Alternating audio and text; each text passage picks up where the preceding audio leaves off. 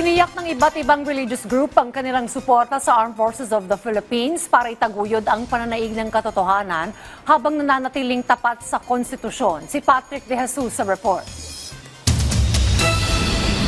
Kasama po natin ang Panginoong Diyos sa araw na ito at sa mga susunod na araw.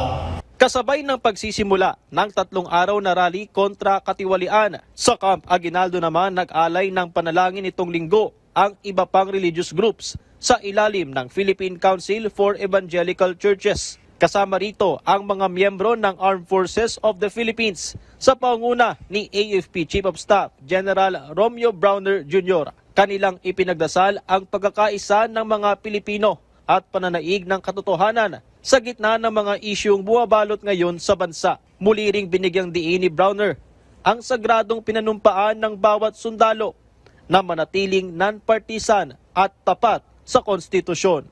Naniniwala po ako na ang Armed Forces of the Philippines ay isang world-class armed forces. Palakpakan nga po natin. Disiplinado, matapat sa konstitusyon at sa bandila ng ating lupang hinirang. Bilang pagpapatibay rito, naglabas ng pahayag ang iba't ibang sangay ng AFP kasabay ng panawagan sa mapayapang pagsasagawa ng mga rally. Ayon kay Philippine Army Commanding General Lieutenant General Antonio Nafarrete, tutol sila sa anumang unconstitutional actions na makakaapekto sa pambansang seguridad at kaayusan sa bansa.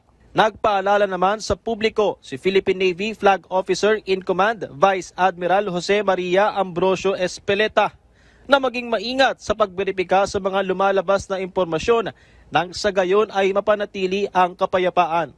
Tiniyak din ni Philippine Air Force Commanding General Lieutenant General Arthur Cordura na nakatuon lamang sila ngayon sa kanilang tungkulin sa bansa na nakaangkla sa katapatan sa konstitusyon at respeto sa chain of command. Patrick De Jesus para sa Pambansang TV sa Bagong Pilipinas.